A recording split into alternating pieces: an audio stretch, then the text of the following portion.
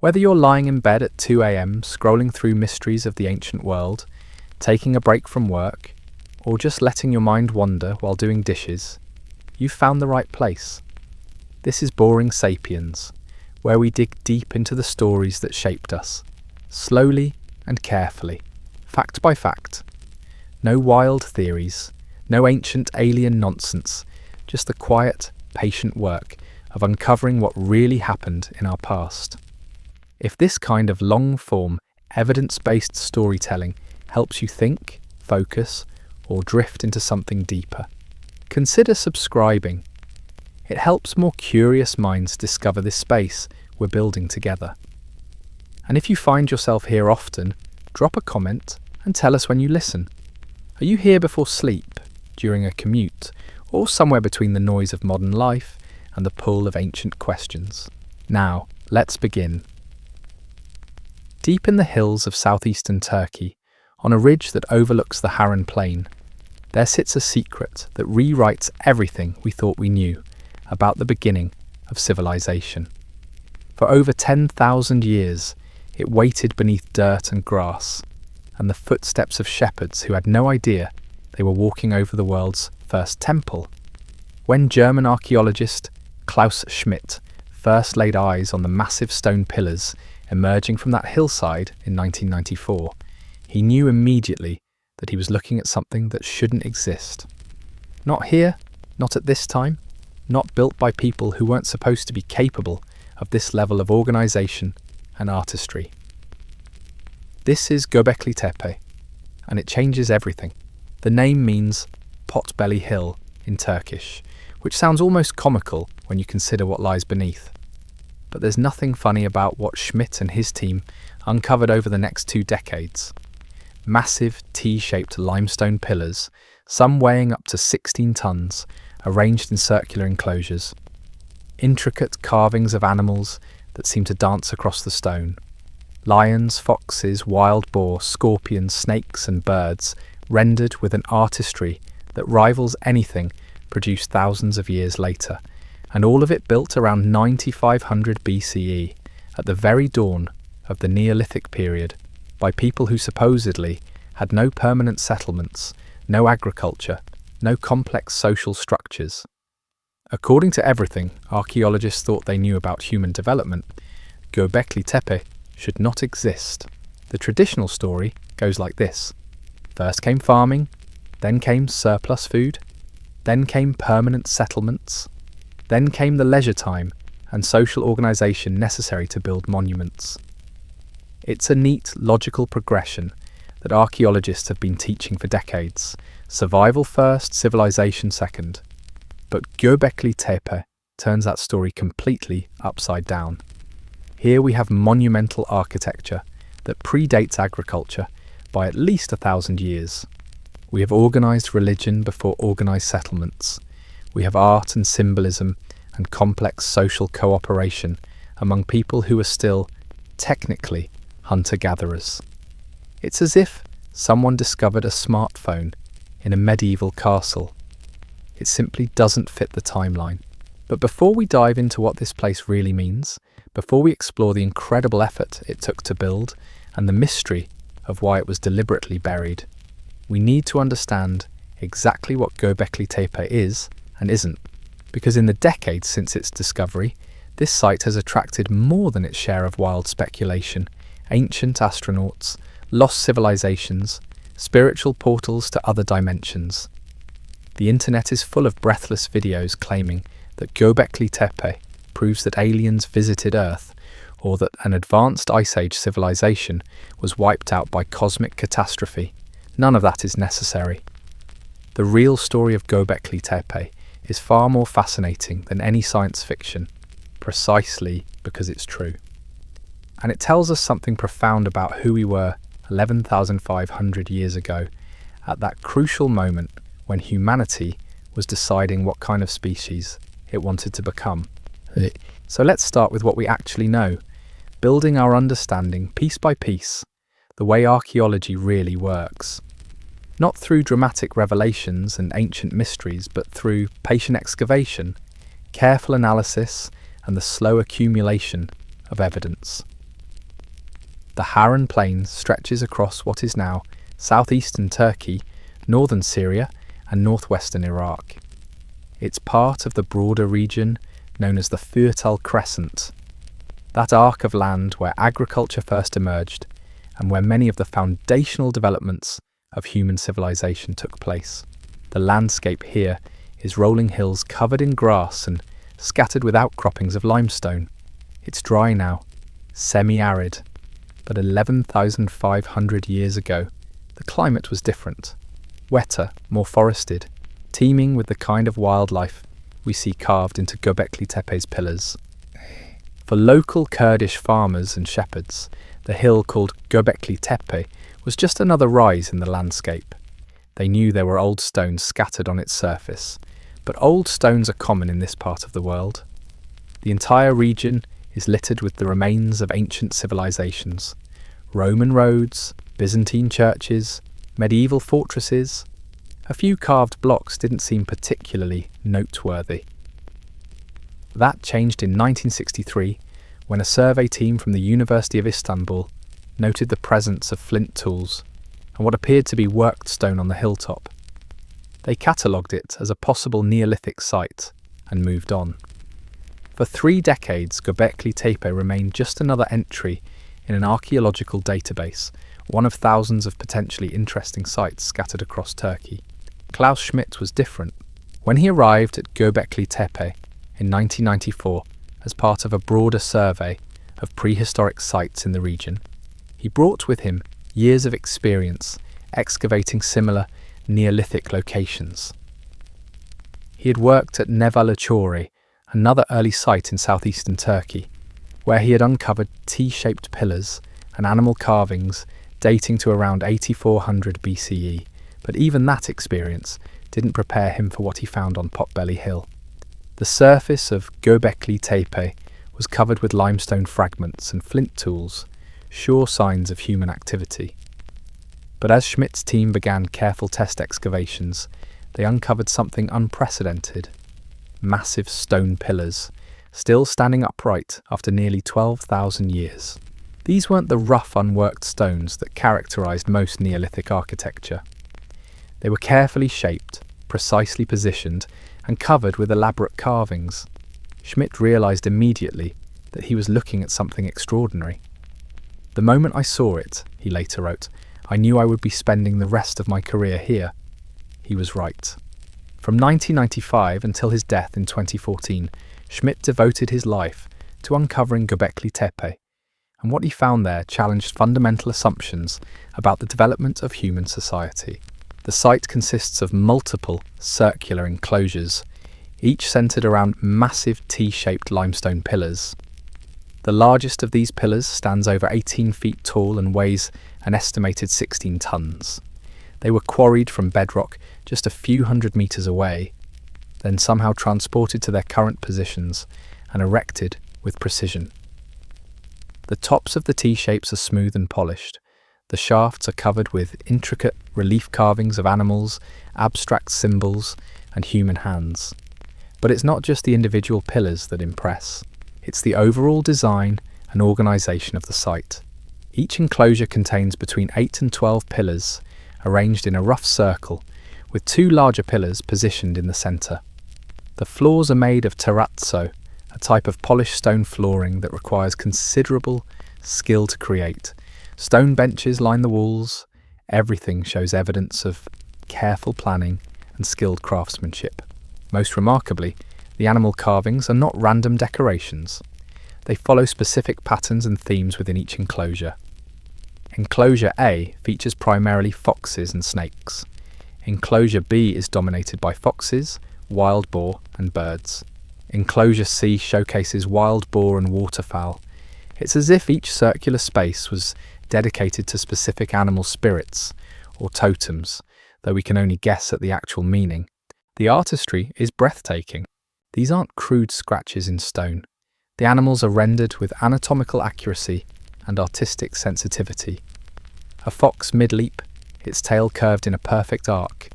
A wild boar charging forward, bristles raised. A scorpion with claws extended.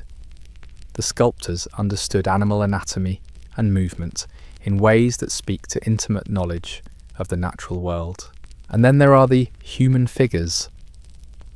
Stylized hands and arms carved into the pillars suggest that the T-shapes themselves might represent abstract human forms.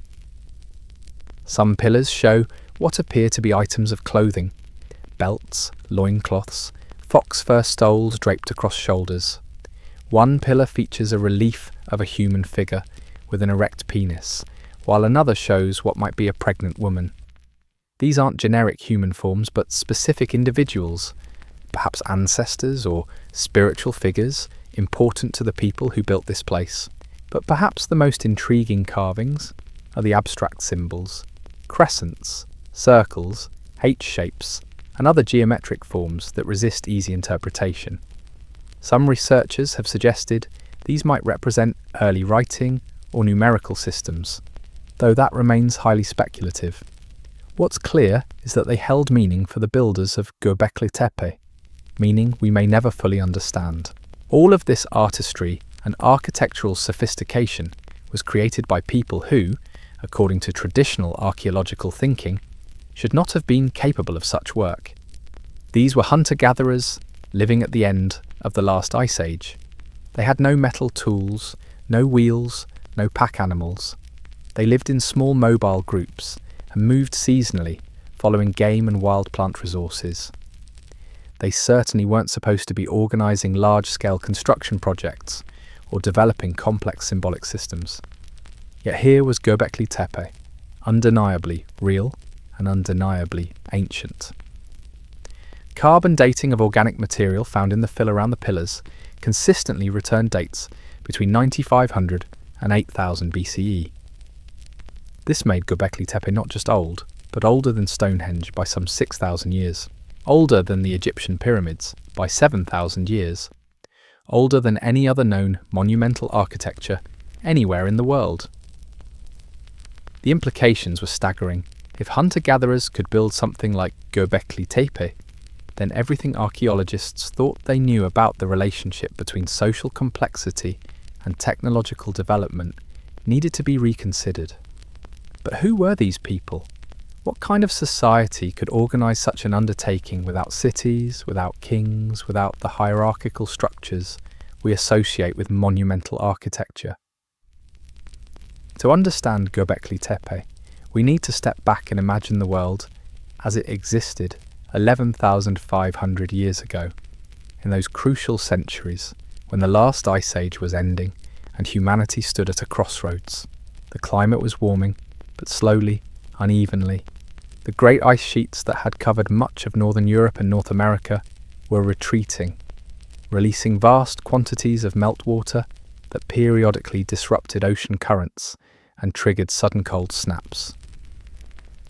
The Younger Dryas, a particularly severe cooling event, had ended just a few centuries before Göbekli Tepe was built, leaving landscapes in flux and human populations adapting to rapidly changing conditions. In the Fertile Crescent, this climatic instability created both challenges and opportunities. As forests expanded and contracted with temperature swings, as rivers changed course and lakes appeared and disappeared, human groups had to be flexible, mobile, adaptive, but they also had access to an unprecedented diversity of resources. The warming climate had created a kind of ecological paradise, at least temporarily, with abundant game, rich stands of wild cereals, and reliable water sources. The people who built Göbekli Tepe were taking advantage of this abundance. We know this from the animal bones found scattered around the site. Gazelle make up the majority of the remains, but there are also bones from wild cattle, wild boar, red deer, and even lions. This wasn't subsistence hunting by desperate survivors. This was selective harvesting from a landscape rich in options. They were also exploiting wild plant resources on a scale that approaches agriculture without quite reaching it. Mortars and grinding stones found at the site show heavy wear patterns consistent with processing large quantities of wild cereals and nuts. They weren't farming yet, but they were managing the landscape, returning to the same productive areas season after season, perhaps even engaging in limited cultivation of wild species.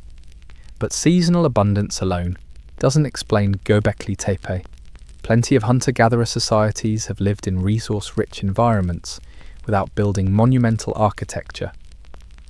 Something else was happening here, something that required not just surplus food, but surplus social energy, the kind of coordination and motivation that could bring together hundreds of people for a common purpose. Schmidt believed that purpose was religious. He saw Göbekli Tepe as the world's first temple, a sacred space where dispersed hunter-gatherer bands came together for seasonal ceremonies. The circular enclosures, he argued, were designed for ritual gatherings. The animal carvings represented totemic spirits, or mythological beings central to the religious beliefs of these early peoples. The careful burial of the site after centuries of use suggested it had served its sacred purpose and been ritually closed. This interpretation makes sense in many ways. The site shows no evidence of permanent habitation. There are no residential structures, no hearths for cooking, no middens full of everyday refuse. Whatever happened at Göbekli Tepe, people weren't living there year-round. They came, they performed whatever rituals the space was designed for, and they left. The animal imagery supports a ritualistic interpretation. Every known hunter-gatherer society has complex relationships with the animals they hunt, relationships that often involve spiritual beliefs about animal souls, hunting taboos, and ceremonies designed to maintain harmony between human and animal worlds. The precise, repetitive nature of the carvings at Göbekli Tepe suggests they weren't simply decorative, but carried deep symbolic meaning. And then there's the sheer effort involved in building the place. Moving 16-ton stones without metal tools or wheeled vehicles requires sophisticated knowledge of leverage, friction, and coordinated human labour. The quarrying alone would have taken months. Shaping the pillars with the stone tools available would have taken even longer. Carving the intricate reliefs would have required master craftsmen working for years. Why invest so much time and energy unless the results served a purpose that transcended immediate material needs? Why create something so elaborate, so permanent, unless it connected to beliefs about the sacred, the eternal, the meaningful? But there's another possibility, one that's emerged as archaeologists have learned more about the broader context of Göbekli Tepe's construction. What if the site wasn't just a temple, but also a kind of social technology, a way for dispersed human groups to maintain connections across a landscape that was becoming increasingly crowded and competitive? The end of the Ice Age brought more than just climatic change. It brought demographic pressure. As environments became more productive and reliable, human populations grew. Groups that had once moved freely across vast territories now found their traditional ranges occupied by neighbours. Competition for the best hunting grounds and gathering areas intensified. The old patterns of seasonal movement and resource sharing came under stress. In this context, Göbekli Tepe might have served as neutral ground, a place where different groups could gather without territorial conflict.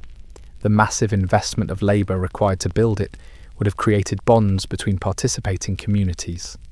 The shared symbols and artistic traditions would have reinforced cultural connections across linguistic and ethnic boundaries. Some archaeologists now see Göbekli Tepe as evidence for a Neolithic package that included not just new technologies and subsistence strategies, but new forms of social organisation.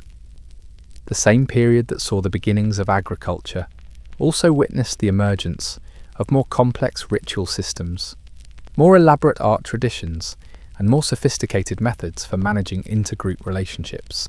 The site might have functioned as a kind of prehistoric United Nations, a place where disputes could be resolved, marriages arranged, information shared, and alliances forged. The circular enclosures could have hosted feasts that cemented these relationships. The animal carvings could have served as clan markers or territorial symbols. The abstract geometric patterns might have encoded information about seasonal calendars, resource locations, or genealogical relationships. This interpretation doesn't contradict the religious function Schmidt emphasized. Religion and politics, the sacred and the social, are rarely separate in small-scale societies. A temple can also be a meeting place. A ritual can also be a negotiation.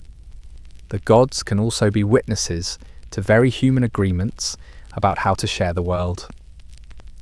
What becomes clear from either interpretation is that Göbekli Tepe represents a quantum leap in human social complexity. Whether it was primarily a religious centre or a social hub or both, it required unprecedented levels of planning, coordination, and cooperation. It demanded leadership structures capable of organising large-scale projects. It needed craftsmen with specialised skills and the time to develop those skills. It presupposed communication networks that could bring people together from across the region. All of this social infrastructure had to emerge among people who were still technically hunter-gatherers. They hadn't developed agriculture yet. They hadn't built permanent settlements. They didn't have writing systems or formal governments or any of the other institutions we associate with complex societies. Yet they were already capable of conceiving and executing projects that rival anything built by later civilizations. This is what makes Göbekli Tepe so revolutionary for our understanding of human development. It suggests that social complexity doesn't require technological complexity, that religious and artistic sophistication can emerge before economic specialization, that the human capacity for cooperation and symbolic thinking was already fully developed long before we invented farming or cities or states. It also raises profound questions about what we've lost along the way. The people who built Göbekli Tepe lived lives of remarkable freedom and creativity. They worked when they needed to work, travelled when they wanted to travel, and somehow found time to create art of lasting beauty. They developed sophisticated spiritual and social systems without the coercive hierarchies that characterize most later civilizations. They were, in many ways, more fully human than we are, more connected to the natural world, more embedded in meaningful relationships with their communities, more directly engaged with questions of ultimate meaning and purpose. They built Göbekli Tepe not because they had to, but because they wanted to, because it mattered to them in ways that go beyond simple survival or material advantage. And then around 8000 BCE, they buried it. Deliberately, carefully, completely. They covered the magnificent pillars with tons of limestone rubble and dirt. They erased their masterpiece from the landscape and walked away, leaving only the gentlest rise in the ground to mark where it had stood. Why would anyone do such a thing? What could motivate people to bury their greatest achievements? That question brings us to the most mysterious aspect of Göbekli Tepe, and perhaps to the key for understanding not just this one site, but the entire transformation of human society that was beginning to unfold in the early Neolithic period. The burial of Göbekli Tepe isn't just an archaeological puzzle, it's a ghost story, a tale of something so profound and unsettling that an entire civilization chose to erase it from memory rather than let it continue. When Klaus Schmidt's team first began uncovering the site, they assumed they were looking at natural sedimentation, the slow accumulation of soil and debris over thousands of years. But as they dug deeper, the truth became impossible to ignore. This wasn't gradual burial. This was intentional obliteration. The limestone rubble that covered the pillars had been quarried and transported from the same sources used to build them. The fill dirt showed clear signs of human activity, mixed with broken pottery, discarded tools, and animal bones from feasting. Someone had organised a massive effort to bury Göbekli Tepe, an undertaking that would have required hundreds of workers labouring for months or even years. But here's what makes it truly eerie. They were careful about it. The pillars weren't toppled or destroyed.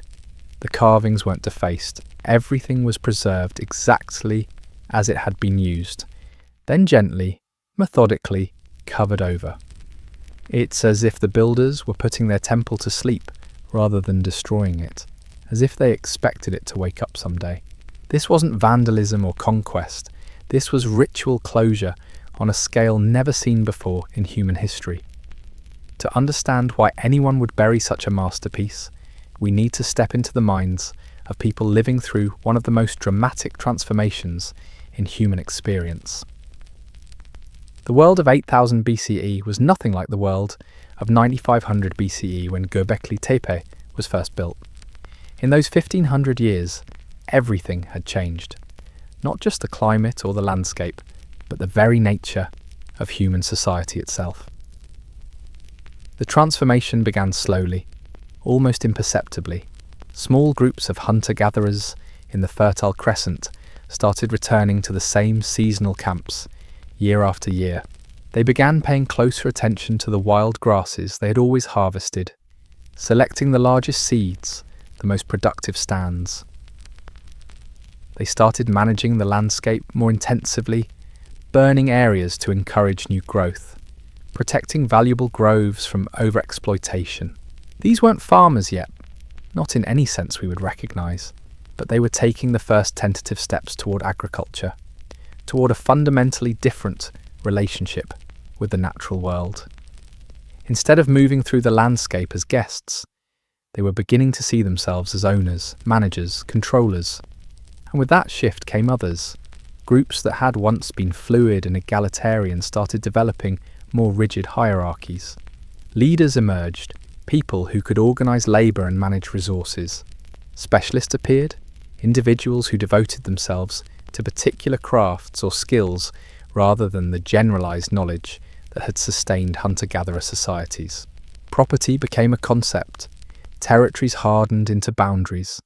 The abundance that had made Göbekli Tepe possible was being carved up, claimed, defended. By 8000 BCE, the first true agricultural settlements were appearing throughout the Fertile Crescent. Places like Çatalhöyük in central Turkey and Jericho in the Jordan Valley, where people lived year-round in permanent structures, growing crops and raising livestock. These weren't temporary gathering places like Göbekli Tepe. They were home in a way that nomadic hunter-gatherers had never experienced. The implications were staggering. Once you plant a field, you have to stay to tend it. Once you build a house, you have to defend it. Once you accumulate surplus food, you need ways to store it, distribute it, control access to it. Agriculture didn't just change what people ate, it changed who they were. The old world of seasonal gatherings and shared ceremonies began to fragment. Why travel hundreds of miles to meet at an ancient temple when you had crops to tend at home? Why invest communal labour in maintaining ritual sites when there were fields to clear and walls to build? Why gather with strangers when your own village needed defending? The social networks that had sustained Göbekli Tepe for over a millennium started to dissolve. The pilgrimages became less frequent. The great feasts grew smaller. The careful maintenance of the stone circles gave way to neglect. But it wasn't just practical concerns that led to the site's abandonment. There was something deeper happening, a fundamental shift in how humans understood their place in the cosmos. The worldview that created Göbekli Tepe was animistic, shamanic, deeply embedded in the natural world. The animal carvings weren't just decorative. They represented a universe where humans and animals shared spiritual kinship, where the boundaries between species were porous, where power flowed through totemic relationships rather than human hierarchies. This was a world where a fox could be your ancestor, where a wild boar could teach you wisdom, where the spirits of hunted animals had to be propitiated through ceremony and respect. It was a world where humans saw themselves as part of nature, not separate from it. Agriculture changed all of that. When you plant a field, you declare war on the wild, you clear the forest, kill the weeds, fence out the animals that would eat your crops. You stop seeing wildlife as kin and start seeing it as competition. The fox becomes a pest that raids your chickens. the wild boar becomes a threat that destroys your grain. The spiritual universe reflected this transformation. Instead of animal spirits and nature gods, agricultural societies developed deities of grain and harvest, of sun and rain, of fertility and abundance, gods who rewarded human labor rather than demanding respect for the wild. The old ceremonies became not just irrelevant, but actively dangerous. Why honor the spirits of wild animals when you needed to kill them to protect your crops? Why celebrate the seasonal migrations when you needed animals to stay put in your pastures? Why maintain sacred sites dedicated to the old ways when those ways threatened your new life? Some archaeologists believe that Göbekli Tepe was buried because it represented everything the early farmers were trying to leave behind.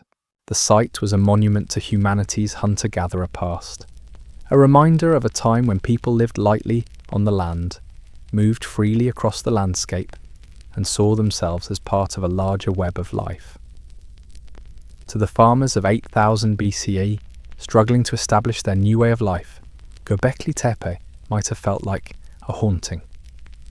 Its animal spirits and seasonal ceremonies called them back to patterns they were desperately trying to escape. Its very existence challenged the legitimacy of their transformation. Better to bury it. Better to cover those accusing stone eyes with earth. Better to silence the ancient voices that whispered of other ways to be human. This interpretation gains weight when we consider what happened to other pre-agricultural sites during this same period. Across the Fertile Crescent, ritual centres and ceremonial gathering places were being abandoned or destroyed. The elaborate artistic traditions of the late Paleolithic and early Neolithic gave way to simpler, more utilitarian forms. The complex spiritual systems that had sustained hunter-gatherer societies for tens of thousands of years were being systematically replaced. It was as if humanity was burning its bridges, making sure there was no way back to the old ways. But there's another possibility, one that's perhaps even more unsettling. What if Göbekli Tepe was buried, not because it had failed, but because it had succeeded too well? What if the site had become so powerful, so central to regional social and religious networks, that it threatened the independence of the emerging agricultural communities? Think about it from the perspective of an early farming village. You've invested everything in clearing fields and building permanent structures. You've committed your future to a particular piece of land. But every few months, the old priests come calling, demanding that your young people travel to the ancient temple for ceremonies. They want your surplus food for ritual feasts. They expect your labour for maintaining the sacred site. Your village is no longer autonomous. You're trapped in a web of obligations to a religious centre that serves the old ways, the mobile ways, the ways that contradict everything you're trying to build. From this perspective, the burial of Göbekli Tepe might have been an act of liberation rather than destruction. By covering the ancient temple, the farming communities declared their independence from the hunter-gatherer past. They freed themselves from the obligation to serve powers they no longer recognized. This interpretation is supported by the timing of the burial, which coincides almost exactly with the emergence of the first true agricultural settlements in the region. It's as if there was a moment of decision, a civilizational choice between the old ways and the new ways won. But the choice came with a cost. In burying Göbekli Tepe, humanity didn't just cover up a building. It covered up a way of being in the world, a form of consciousness that had sustained our species for hundreds of thousands of years. The people who built those stone circles understood something about cooperation and creativity that we've spent the last 10,000 years trying to recover. They could organize massive undertakings without coercive hierarchies. They could create lasting beauty without exploiting the natural world. They could maintain complex social networks without permanent institutions. They were, in many ways, more sophisticated than the civilizations that replaced them, more attuned to the rhythms of the natural world, more capable of living sustainably within ecological limits, more skilled at balancing individual creativity with collective needs. The burial of Göbekli Tepe marked the end of that sophistication.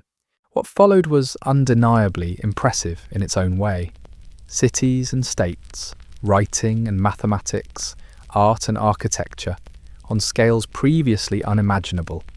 But it was also more violent, more hierarchical, more destructive of both human potential and environmental balance. The stone pillars sleeping beneath their blanket of earth remind us of what we gave up when we chose the agricultural path. They whisper of roads not taken, of forms of human organisation we barely remember how to imagine, and they raise uncomfortable questions about the path we're still on. If the first farmers felt compelled to bury the monuments of their hunter-gatherer ancestors, what does that say about the sustainability of agricultural civilization? If Göbekli Tepe represented values and practices that threaten the new way of life, what happened to those values? Are they gone forever? Or do they still live somewhere beneath the surface, waiting to be uncovered? The mystery deepens when we consider that Göbekli Tepe wasn't unique, as archaeologists have expanded their surveys of the region. They've discovered dozens of similar sites, all dating to roughly the same period, all featuring the same distinctive T-shaped pillars and animal carvings.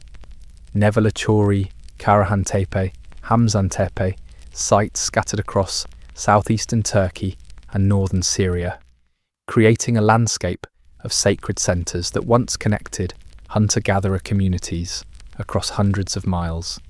And they were all buried, every single one, sometimes gradually, sometimes all at once, but always deliberately.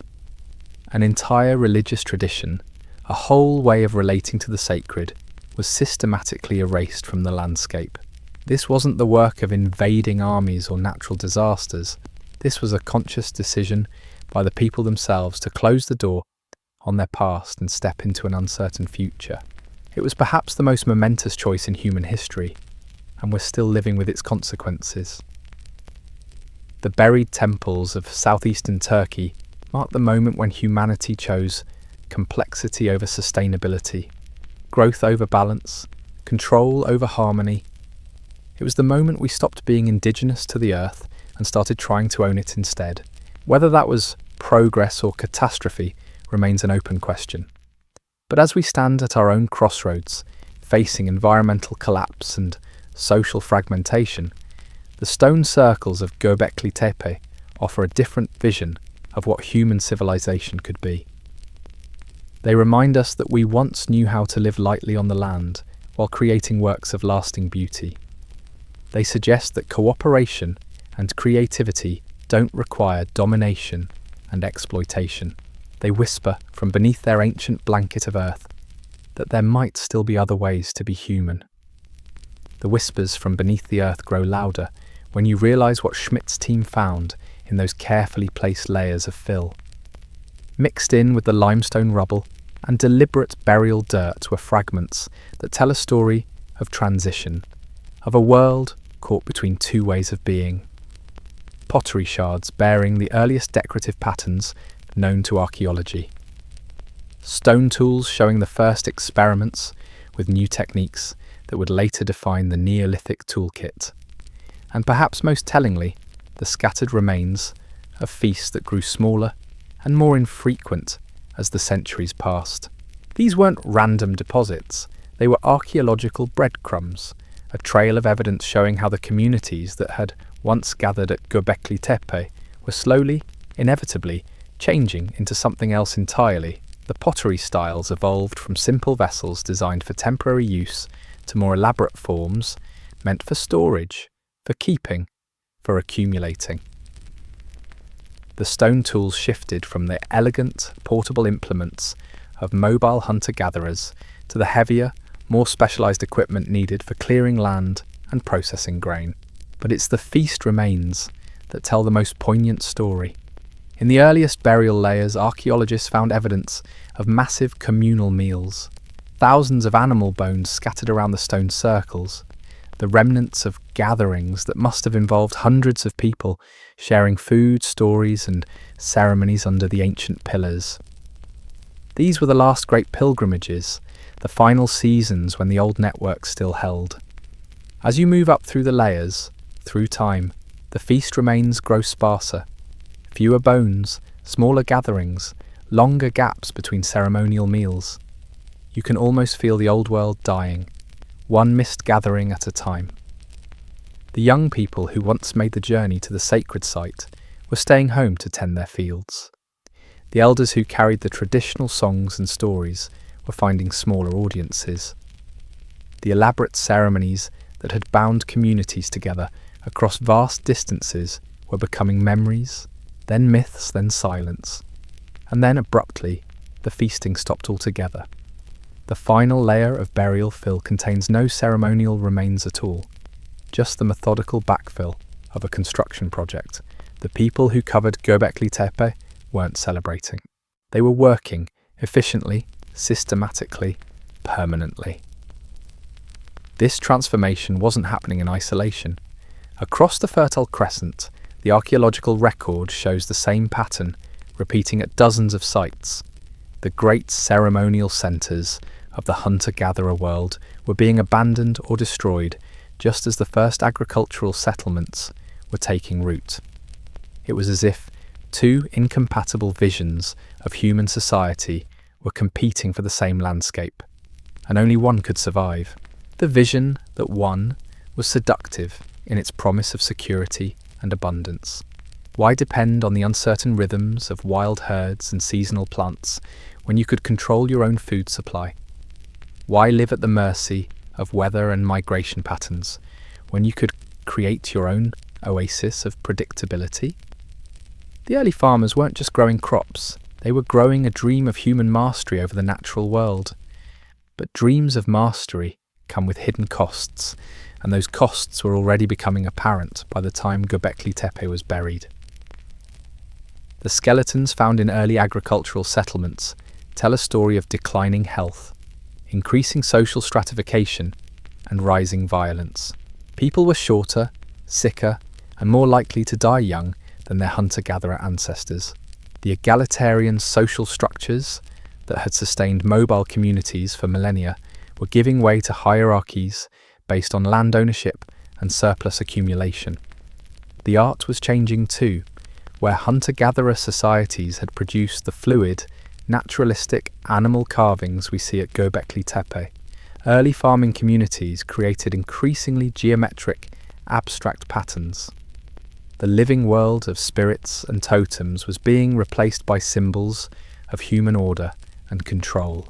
Instead of foxes and wild boar dancing across stone surfaces, pottery began featuring repetitive patterns of lines and angles, designs that spoke of boundaries and categories rather than the flowing interconnections of the natural world. Language itself was probably transforming during this period. The rich vocabularies that hunter-gatherers had developed for describing animal behaviour, plant properties and seasonal changes were being replaced by new terms for property, inheritance and social hierarchy. Words for mine and yours that had been rarely needed in mobile societies became central to daily conversation. The very categories of thought were shifting to accommodate a world of permanent settlements and accumulated wealth. Some linguists believe this transformation can still be detected in the roots of Indo-European languages, which seem to preserve ancient distinctions between wild and domestic, mobile and settled, sacred and profane, that date back to this crucial period. The words we use to describe civilization itself carry echoes of that moment when humanity chose walls over wandering, fields over forests, ownership over relationship. But perhaps the deepest change was psychological. For hundreds of thousands of years, humans had lived in what anthropologists call immediate return societies, where resources were consumed as they were gathered and little was stored for the future. This created a fundamentally different relationship with time, one focused on the present moment rather than long-term planning. Days were structured by natural rhythms rather than artificial schedules. Decisions were made collectively and implemented immediately, rather than being deferred to authorities and bureaucracies. The shift to agriculture required a complete reorientation of human consciousness toward the future. Seeds planted today would only yield food months later. Fields cleared this year would only be productive for decades to come. Investment in tools, buildings, and infrastructure demanded a temporal perspective that extended far beyond the seasonal cycles that had governed hunter-gatherer life. This new relationship with time brought anxiety as well as opportunity. For the first time in human history, people had to worry about abstract future scenarios that might never come to pass. What if the rains failed? What if the stored grain spoiled? What if neighbouring communities tried to steal the harvest? The mental energy that hunter-gatherers had devoted to reading the immediate environment was redirected toward modelling potential futures and preparing for contingencies. The stone circles of Göbekli Tepe belong to the old consciousness, the immediate return world where time was cyclical rather than linear. The ceremonies performed there were probably seasonal renewals, rituals that brought the past into the present and ensured the continuation of eternal patterns. The animal spirits carved into the pillars represented powers that existed outside human time, in the mythic present where all possibilities coexisted. To the emerging agricultural communities, such ceremonies must have seemed not just irrelevant, but actively dangerous. Why invoke the spirits of wild animals when you were trying to domesticate them? Why celebrate seasonal migrations when you needed everything to stay put? Why honour cyclical time when your survival depended on linear planning? The burial of Göbekli Tepe was thus not just a practical decision, but a symbolic one. It marked humanity's decisive break with the immediate return consciousness that had sustained our species since its emergence. The earth that covered those ancient pillars was also covering a way of being in the world, a form of awareness that agriculture could not accommodate. What replaced it was more powerful in some ways, more capable of mobilizing resources and organizing large-scale projects. The agricultural revolution unleashed human creativity and productivity on an unprecedented scale. Within a few thousand years, the descendants of those early farmers had built cities, invented writing, developed mathematics and astronomy, created art and literature of stunning complexity and beauty, but they had also unleashed forces they couldn't control. Population growth that outstripped resource availability, social hierarchies that concentrated power in fewer and fewer hands, environmental degradation that turned fertile landscapes into deserts, violence on scales that hunter-gatherer societies had never imagined, ever. The people who buried Göbekli Tepe couldn't have foreseen these consequences. They were simply trying to survive in a world that was changing faster than anyone could comprehend. The climate was shifting, populations were growing, traditional territories were being claimed and defended. The old ways of sharing resources and resolving conflicts through mobility and negotiation were breaking down under new pressures. In that context, the decision to abandon the ceremonial centres and focus on agricultural development probably seemed like simple pragmatism. Why waste energy maintaining ancient temples when there were crops to plant and villages to build? Why cling to hunter-gatherer traditions when those traditions were no longer viable in an overcrowded landscape? But pragmatism has its own costs, and those costs were becoming apparent even as Göbekli Tepe was being covered with earth. The social solidarity that had enabled hunter-gatherer communities to cooperate without coercion was giving way to hierarchical structures that required force to maintain. The ecological knowledge that had allowed mobile societies to live sustainably within natural limits was being replaced by techniques of exploitation and extraction. Most fundamentally, the sense of belonging to a larger web of relationships The feeling of being at home in the world was being replaced by alienation and anxiety. The farmers who buried Göbekli Tepe were not just covering up a building, they were burying their own past, their own deepest nature, their own understanding of what it meant to be human. And they knew it. The care with which they preserved the stone circles, even as they covered them, suggests a profound ambivalence about what they were doing. These weren't people destroying something they hated. These were people saying goodbye to something they loved, but could no longer afford to keep. The burial of Göbekli Tepe was thus a kind of sacrifice, a conscious choice to give up one form of life in order to make another possible. It was humanity's first great renunciation, the moment we chose survival over meaning, security over freedom, progress over presence. Whether that choice was necessary remains an open question. Perhaps the climate changes and population pressures of the early Holocene really did make hunter-gatherer life unsustainable in the Fertile Crescent. Perhaps agriculture was the only viable response to changing conditions.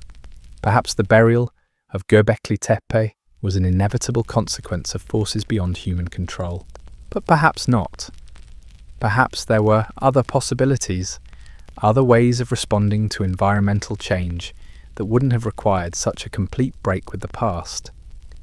Perhaps the stone circles could have been adapted rather than abandoned, their ceremonies modified to serve new needs rather than buried beneath tons of rubble. We'll never know. The choice was made 11,000 years ago by people who are now dust, and we're still living with its consequences. But the fact that they chose to preserve Göbekli Tepe, even as they buried it, suggests they understood the magnitude of what they were giving up. The stone pillars sleeping beneath their blanket of earth are not just archaeological artifacts. They are a message from our ancestors, a reminder of who we once were and who we might still become. That message becomes more urgent as we face our own moment of choice. The industrial civilization that grew out of the agricultural revolution is now threatening the very foundations of life on Earth. Climate change, mass extinction, social collapse, all the problems that seem so intractable in our current moment can be traced back to that pivotal decision 11,000 years ago to choose control over relationship, growth over balance, having over being. The buried temples of southeastern Turkey remind us that such choices are not inevitable. Humans once lived differently, more lightly, more sustainably, more meaningfully. We once knew how to create beauty without destroying the world, how to cooperate without coercion, how to find meaning in the present moment, rather than always reaching toward an imagined future. That knowledge is not lost, it's just buried, waiting beneath the surface of our collective memory, like the stone circles waiting beneath the earth. And perhaps, like those ancient pillars, it can be uncovered, brought back into the light, allowed to breathe again in a world that desperately needs its wisdom. The excavation of Göbekli Tepe continues today, decades after Klaus Schmidt first glimpsed those ancient pillars emerging from the Turkish soil. But what the archaeologists are uncovering now goes far beyond stone circles and animal carvings. They're excavating the moment when humanity chose its path, when we decided what kind of species we wanted to become, and that choice echoes in every aspect of our modern world. The anxiety you feel when your phone battery dies, the restlessness that keeps you scrolling through endless feeds at 2 a.m, the sense that something essential is missing from even our most comfortable lives.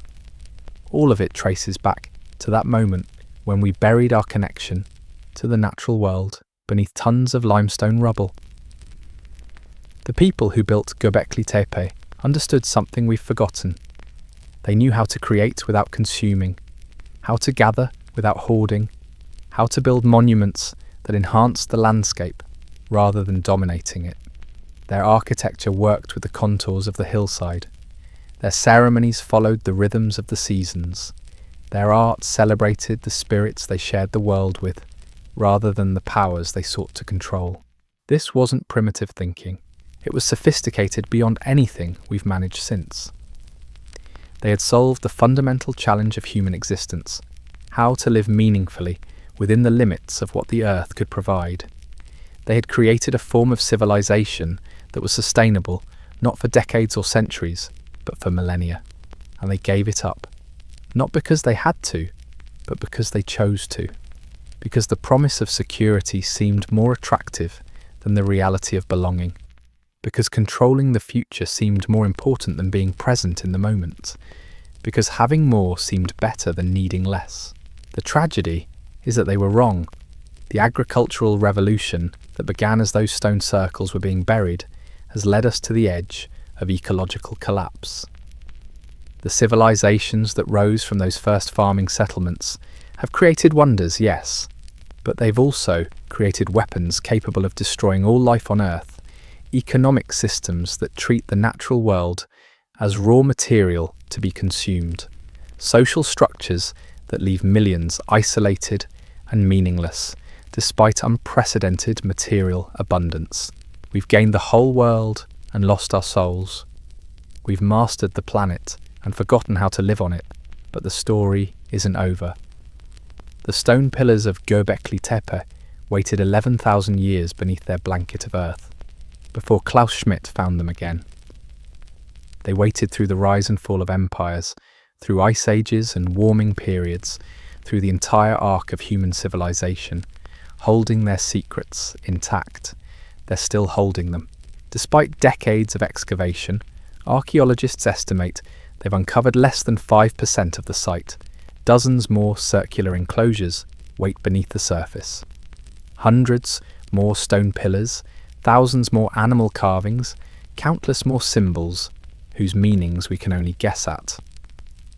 And beyond Göbekli Tepe, across the hills of southeastern Turkey, dozens of sister sites remain largely unexplored. Karahan Tepe, with its phallic pillars and underground chambers. Cybers, with its human figures carved in relief. Taş Tepeler, the stone hills, an entire landscape of buried temples that once formed a sacred geography spanning hundreds of miles. Each site that emerges from the earth adds another piece to the puzzle of who we were before we chose the path of domination and control. Each carved pillar, each ritual enclosure, each carefully buried ceremonial space reminds us that there were other ways to be human, other possibilities we abandoned when we decided that having was more important than being. The implications go far beyond archaeology. If humans once lived sustainably for thousands of years while creating works of lasting beauty, if we once organized complex societies without coercive hierarchies, if we once found meaning in the present moment, rather than always grasping toward an imagined future, then perhaps we can learn to do so again.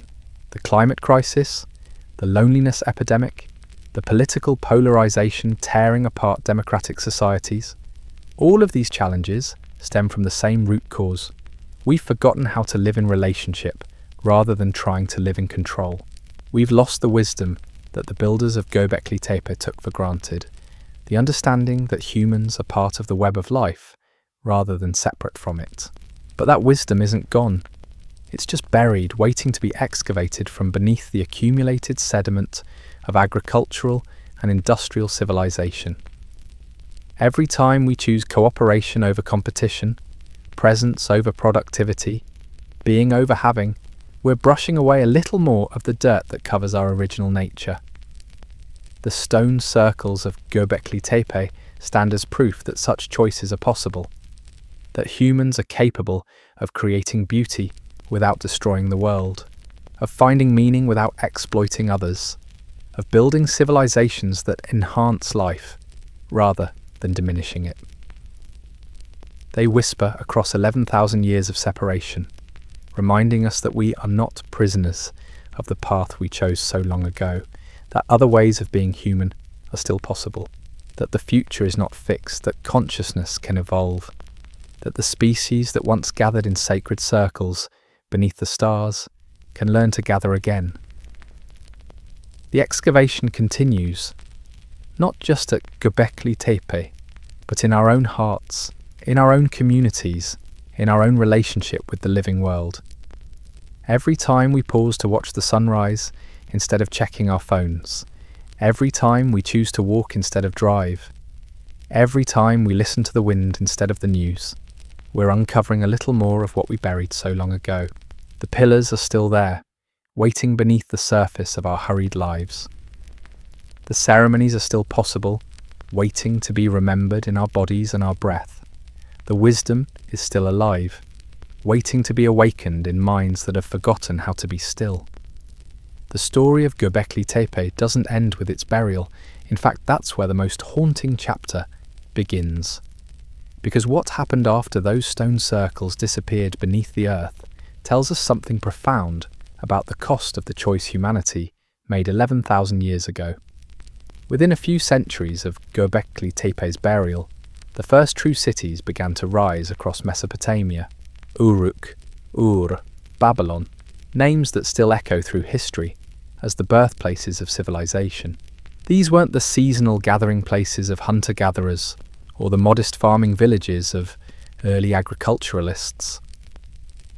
These were permanent urban centres with populations in the tens of thousands, supported by vast agricultural hinterlands and organised around temples that dwarfed anything built before. But these new temples were different. Where Göbekli Tepe had celebrated the spirits of wild animals, the ziggurats of Mesopotamia were dedicated to gods of grain and storm, fertility and kingship. Where the stone circles had been open to the sky, accessible to anyone who made the pilgrimage, the new sacred spaces were enclosed, hierarchical, controlled by priests who served earthly rulers as much as heavenly powers. The art tells the story most clearly. In place of the fluid, naturalistic carvings that covered Göbekli Tepe's pillars, Mesopotamian art became rigid, formal, designed to reinforce social hierarchies rather than celebrate natural relationships. Kings appeared larger than their subjects. God stood above mortals. Humans dominated animals rather than communing with them. This wasn't just a change in artistic style. It was a change in consciousness, a reflection of how humans had begun to see themselves and their place in the world. The people who carved those first animal spirits into limestone had understood themselves as part of a web of relationships that included all of life. The civilizations that replaced them saw themselves as separate, superior, destined to rule rather than participate. And rule they did. The archaeological record from this period shows the emergence of warfare on an unprecedented scale. Fortified cities, professional armies, weapons designed not for hunting, but for killing other humans. The violence that had been sporadic and limited in hunter-gatherer societies became systematic, organised, industrial. The environment bore the cost as well. The intensive agriculture that supported these early cities required massive deforestation, elaborate irrigation systems, and the conversion of diverse ecosystems into monocultural fields. Within a few thousand years, much of Mesopotamia had been transformed from fertile floodplains into the salt-poisoned deserts we see today. This was the price of choosing control over relationship, growth over balance, having over being. But it was a price paid gradually, over generations, so that each step seemed reasonable, necessary, inevitable. The people making these choices couldn't see the long-term consequences. They were simply trying to survive in a world that had become competitive, crowded, uncertain. And yet, even as these new forms of civilization spread across the ancient world, the memory of what had been lost lingered. It surfaced in myths of golden ages, when humans and animals spoke the same language, when the earth provided abundance without labour, when death was unknown and time moved in circles rather than lines. These weren't fantasies, they were memories, cultural DNA from a time when such things had actually existed.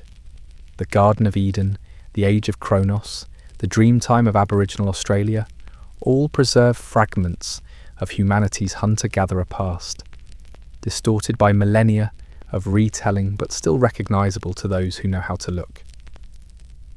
The memory surfaced in other ways too, in the persistent human longing for wilderness, for seasons, for connection with the natural world, in the way children instinctively play at being animals, at hunting and gathering, at living in harmony with imaginary creatures, in the strange peace that descends when we find ourselves alone in forests or deserts or mountains, far from the noise and pressure of civilized life. These aren't learned behaviours, they're genetic memories, echoes of a time when such experiences were daily reality rather than rare escapes. Our bodies still remember what it felt like to live in rhythm with the natural world. Our minds still carry the templates for forms of consciousness that agricultural civilization has spent 10,000 years trying to suppress. And now, as that civilization reaches its limits, as the costs of the choices made so long ago become impossible to ignore, those ancient memories are stirring again, not as nostalgia for a lost past, but as seeds of a possible future. Because the crisis we face today isn't really about technology or politics or economics. It's about consciousness, about the fundamental assumptions we make about who we are and what we're supposed to be doing here.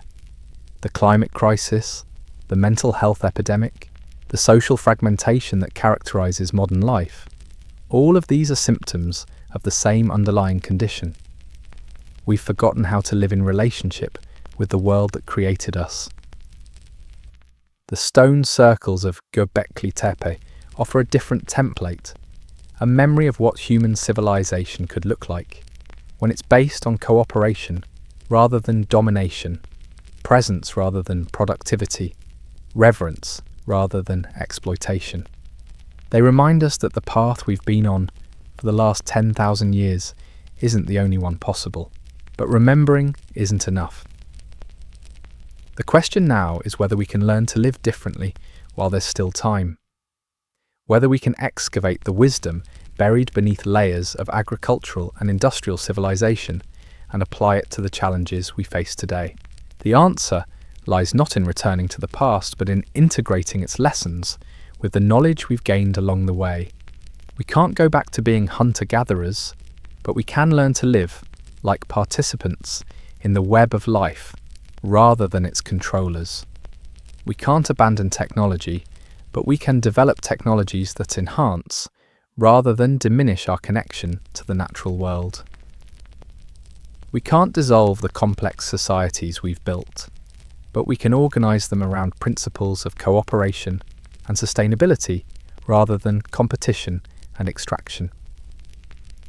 This is what the buried temples are really trying to tell us, that the future doesn't have to be a continuation of the trajectory we've been on, that other possibilities exist, other ways of being human that we've only begun to explore.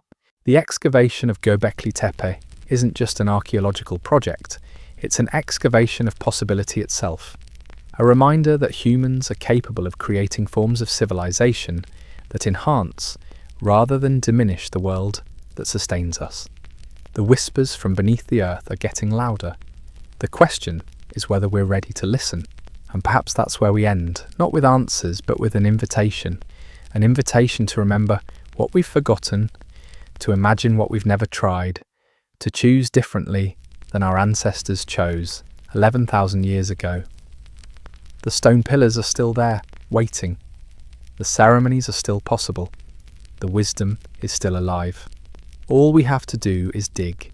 Thanks for travelling with us through the deep time of human memory, for sitting with questions that have no easy answers, for letting your mind wander through landscapes we can only imagine.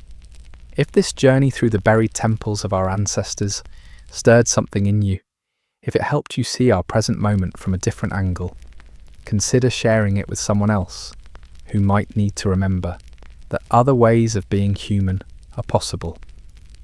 And if you find yourself returning to these questions, these mysteries of who we were and who we might become, you know where to find us. Here in the space between what was and what could be, digging patiently through the sediment of time.